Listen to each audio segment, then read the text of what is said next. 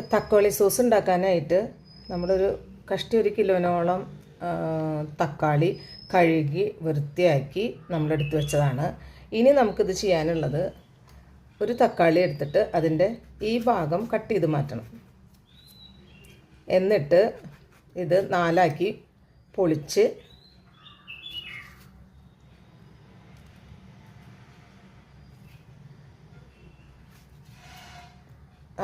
എല്ലാം 4ആക്കി പൊളിച്ചെടുക്കുക. കുക്കറിലേക്കാണിത് അരിഞ്ഞിട്ടേക്കണത്. അതോടൊപ്പം ഒരു പകുതി ബീറ്റ്റൂട്ടാണ് കേട്ടോ കളറിന് വേണ്ടിയിട്ട്. പിന്നെ ഒരു കുഞ്ഞു കഷ്ണം ഇഞ്ചി, പിന്നെ ഒരു പട്ട, ഒരു 3-4 പീസ് കറിയാമ്പൂവ്, ഇതും കൂടി ഇട്ടിട്ട് ഒരു ലേശം, അതായത് ഒരു 1/2 ഗ്ലാസ് വെള്ളം ഒഴിച്ച് നമുക്ക് ഇത് കുക്കറിൽ ഒരു 3-4 വിസിൽ വരുന്നവരെ ഒന്ന് വേവിച്ചെടുക്കാം. ഇതിൽ നിന്ന് നമുക്ക് ഈ പട്ടയും കരയാമ്പൂവും എടുത്തു മാറ്റാം കേട്ടോ. ഇനി ഇത് നമുക്ക് ചൂടാറുമ്പോൾ മിക്സിയുടെ ജാറിൽ ഒന്ന് അടിച്ചെടുത്ത് കൊണ്ടുവരാം. ഇനി നമുക്ക് ഇത് അരിച്ചെടുക്കാം കേട്ടോ.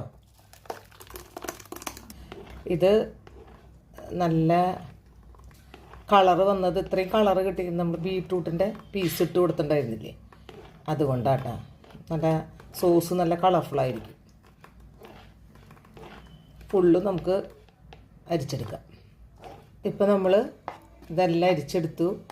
ഇതിൽ കിടക്കുന്ന പീസ് ബീറ്റ്റൂട്ടിൻ്റെയാണ് കേട്ടോ. അത് ഫുള്ള് അടിഞ്ഞില്ലെങ്കിലും കുഴപ്പമില്ല, നമുക്ക് കളറിന് വേണ്ടിയിട്ടാണല്ലോ അത് ചേർത്തിട്ടുള്ളത്. അപ്പോൾ ഇത്ര മതി.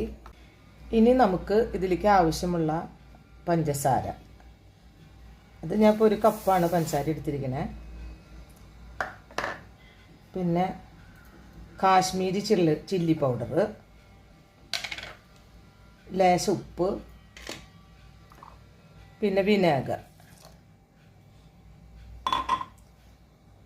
നന്നായി മിക്സ് ചെയ്യാം.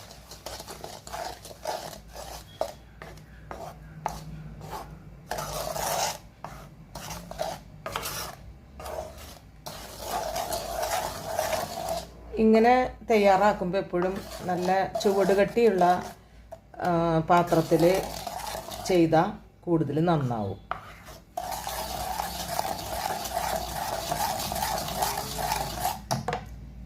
ഇനി നമുക്ക് ഗ്യാസ് ഓൺ ചെയ്ത് ഗ്യാസമ്മ വെച്ച് നന്നായി ഇത് ഒരു 10-20 മിനിറ്റ് ഇളക്കിക്കൊണ്ടേയിരിക്കണം.